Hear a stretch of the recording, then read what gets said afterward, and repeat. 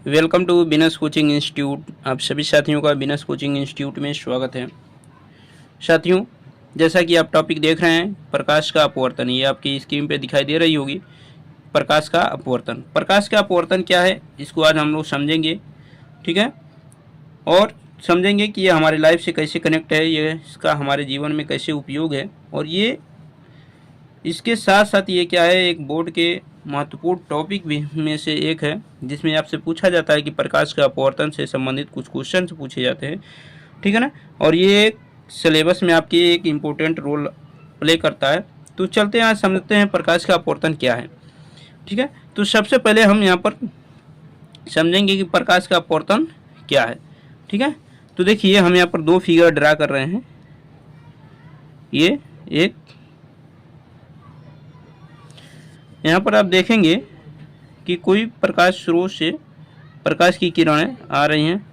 ठीक है, और आने के बाद क्या होती हैं वो देखिए। तो देखिए यहाँ पर दो फिगर दिख रहे हैं। एक फिगर में यहाँ से प्रकाश स्रोत है जहाँ से प्रकाश की किरणें आ रही हैं, इसे हम कहेंगे आपतित किरण। क्या कहेंगे? आपतित किरण, आपतित किरण। ठीक है ना, और ये जो किरण आई है यहाँ पर, जो आप देख रहे हैं इस तरह डार्क में जो है, इसे आप कहेंगे अपवर्तित किरण। कौन सी किरण कहेंगे? अपवर्तित किरण। जबकि ये किरण ऐसे जाना चाहिए, नियमतः है ये किरण जो होना चाहिए ऐसे होना चाहिए। ठीक है ना, तो अपवर्तित किरण कौन सा होगा? ये होगा अपवर्तित किरण। ठीक है ना, ये अपवर्तित किरण है। इसी प्रकार इसमें ये जो किरण है इसे हम कहेंगे आपतित किरण, आपतित किरण। ठीक है, और ये जो किरण है, ये वाला, ये जो डार्क है, इसे हम कहेंगे अपवर्तित किरण, अपवर्तित किरण। ठीक है, यहाँ पर दो फिगर होने का रीजन क्या है, इसको हम समझाएंगे आपको। कि जैसे ये जो है, ये प्रकाश स्रोत है जहाँ से प्रकाशें ऐसे क्या हो रही है, निकल रही हैं, और एक प्रकाश स्रोत यहाँ से जहाँ से प्रकाश निकल रही हैं। देखिए जब प्रकाश की किरणें यहाँ पर आ रही हैं तो ये अभिलंब है, ये है आपका अभिलंब, अभिलंब। इसमें भी ये अभिलंब है, अभिलंब। इसमें होता क्या है कि जब प्रकाश की किरणें आती हैं, ये आपतित किरण है, और यहाँ पर कोण बनाएंगी अभिलंब के साथ आई, और यहाँ अपवर्तित किरण यहाँ से कोण क्या बनाएंगी? आर। ठीक है, तो और सेम कंडीशन यहाँ भी होगा। आपतित किरण है तो अभिलंब के साथ कोण जो बनाएंगी आई, और यहाँ से अपवर्तित किरण है तो आर बनाएंगी। तो मतलब ये हुआ कि जब प्रकाश की किरणें क्या होती हैं कि एक माध्यम से, ये माध्यम क्या है? सघन, और ये विरल। सघन और विरल में हम आपको अंतर बता दें कि जिसमें प्रकाश, जिसमें जो धूल होते हैं, मॉलिक्यूल्स के जो कण होते हैं वो पास पास होते हैं, तो उसे हम कहते हैं सघन माध्यम।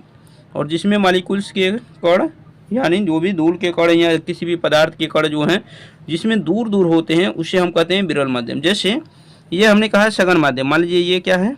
सघन माध्यम जल हो सकता है, ठीक है, कांच हो सकती है, और ये विरल माध्यम आपके वायु हो सकते हैं। ठीक है ना, तो आपको समझ में आ गया होगा कि सघन माध्यम और विरल माध्यम किसे कहते हैं। तो जब प्रकाश की किरणें क्या होती हैं, आप देख रहे हैं कि यहाँ से सघन माध्यम से विरल माध्यम में प्रवेश कर रही हैं, तो ये है अभिलंब।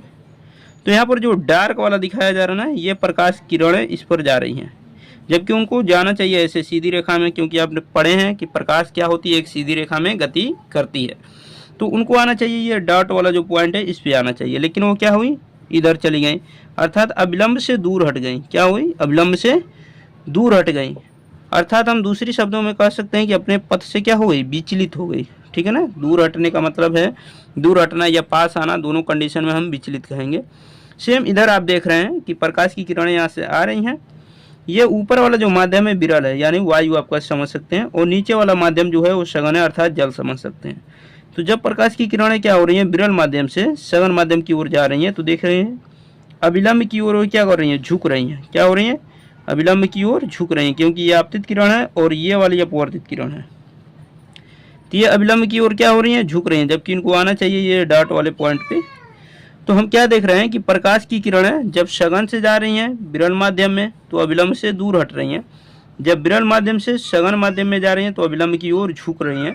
अर्थात दोनों कंडीशन में कर क्या रही हैं कि वो अपने पथ से अर्थात अपने मार्ग से क्या हो रही हैं, विचलित हो रही हैं। ठीक है ना, अपने मार्ग से विचलित हो रही हैं। और प्रकाश के अपने मार्ग से विचलित होने की घटना ही क्या कहलाएगी, प्रकाश का अपवर्तन कहलाएगी। यानी आप कह सकते हैं कि जब प्रकाश की किरण एक माध्यम से दूसरे माध्यम में प्रवेश करती हैं तो अपने मार्ग से क्या होती है, विचलित होती है। और प्रकाश के विचलित होने की घटना ही क्या कहलाती है, प्रकाश का अपवर्तन कहलाती है। तो जब भी वो अपने मार्ग से विचलित होंगे तो उसे हम क्या कहेंगे, प्रकाश का अपवर्तन कहेंगे। ठीक है ना। तो यहाँ पर 2-3 चीज़ें आपको ध्यान रखनी होगी। ये जो है आपतन कोण है, ये जो है अपवर्तन कोण है। ठीक है, इसमें ये आपतन कोण है और ये क्या है, अपवर्तन कोण है। ठीक है। अब प्रकाश की अपवर्तन को तो आपने समझा कि प्रकाश की किरणें एक माध्यम से दूसरी माध्यम में जाएंगी तो अपने मार्ग से विचलित होंगी। विचलित कब होंगी, सघन माध्यम से विरल माध्यम में जाएंगी तो अविलंब से दूर हटेंगी, और जब विरल माध्यम से सघन माध्यम में जाएंगी तो अविलंब की ओर झुक जाएंगी। तो विचलित हो रही हैं और विचलित होने की घटना ही क्या कहलाएगी, प्रकाश का अपवर्तन कहलाएगा। ठीक है ना। अब इसके बाद प्रकाश के अपवर्तन के कुछ नियम है। जैसे आप प्रकाश के परावर्तन में नियम पढ़े थे, उसी तरह प्रकाश के अपवर्तन में भी कुछ नियम है। ठीक है ना। तो उन नियम को समझते हैं। प्रकाश के अपवर्तन के नियम, प्रकाश के अपवर्तन के नियम, प्रकाश के अपवर्तन के नियम, अपवर्तन के नियम। ठीक है ना। इसके भी 2 नियम है। जैसे आपने प्रकाश के परावर्तन में 2 नियम पढ़ा था, उसी तरह इसमें भी क्या है, 2 नियम है। पहला नियम क्या है, पहला नियम यह है कि आपतित किरण, आपतित किरण, अपवर्तित किरण, अपवर्तित किरण तथा अभिलंब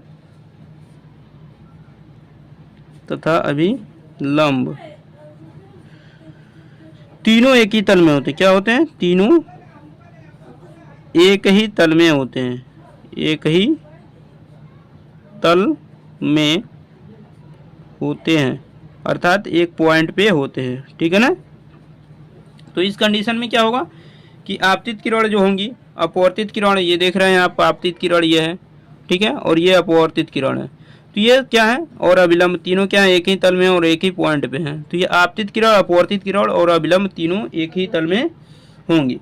दूसरा है कि किन्हीं 2 माध्यमों के लिए, किन्हीं 2 माध्यमों के मतलब क्या हुआ कि ये जैसे ये सघन माध्यम है, ये विरल माध्यम है, मान लीजिए ये जल है, ये वायु है। तो किन्हीं 2 माध्यमों के लिए आपतन कोण की ज्या, दूसरा नियम क्या है कि किन्हीं 2 माध्यमों के लिए आपतन कोण की ज्या साइन आई। ठीक है।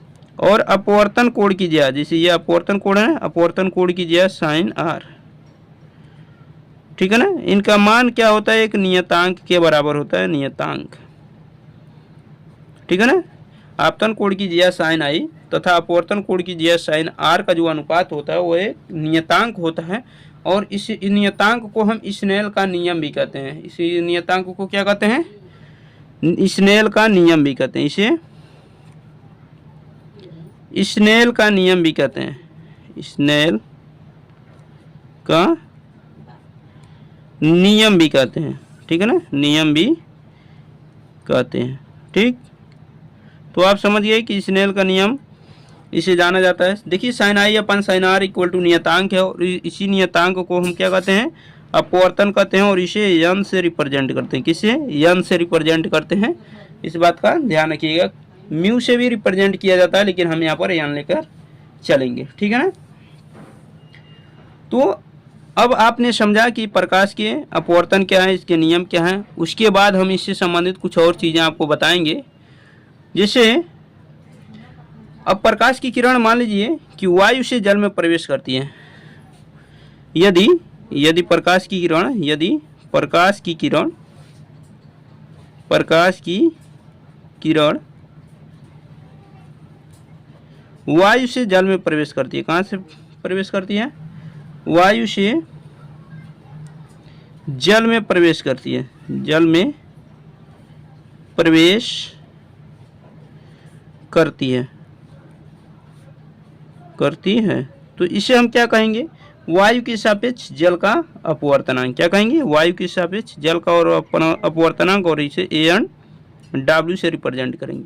यानी वायु के सापेक्ष जल का अपवर्तनांक इसे पढ़ते हैं, ठीक है ना। और अगर प्रकाश की किरणें जल से वायु में प्रवेश करती हैं तो उसे हम क्या कहेंगे? जल के सापेक्ष वायु का अपवर्तनांक। तब इसको पहले कर देंगे और इसको बाद में कर देंगे, ठीक है ना। तो वायु के सापेक्ष जल का अपवर्तनांक, यानी जिसके सापेक्ष कहेंगे उसको पहले रखेंगे और जिसका अपवर्तनांक निकालना होगा उसको बाद में रखेंगे। तो इस प्रकार आप समझ सकते हैं कि प्रकाश के अपवर्तन क्या है, प्रकाश से अपवर्तन से संबंधित क्या क्या चीज़ें होती हैं, ठीक है ना। तो इस पर आपके सवाल भी पूछे जाते हैं, उन सवालों को हम आगे कराएंगे भी, ठीक है ना। तो सबसे पहले हम थ्योरी को करेंगे और उसके बाद उसके सवालों को भी करेंगे। अब इसके बाद हम बात करेंगे निरपेक्ष अपवर्तनांक की। इसके बाद हम किसकी बात करेंगे? निरपेक्ष अपवर्तनांक। निरपेक्ष अपवर्तनांक,